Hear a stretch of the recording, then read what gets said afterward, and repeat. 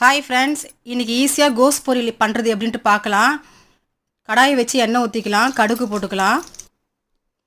Cut பண்ணி வச்ச பச்சை மிளகா, சின்ன வெங்காயம், பெரிய வெங்காயம், கருவேப்பிலை எல்லாம் ஒன்றா போட்டு வதக்கிடலாம். தட்டின பூண்டு போட்டுக்கணும். நல்லா பொன்னிறமாக வர அளவுக்கு நல்லா வதக்கணும்.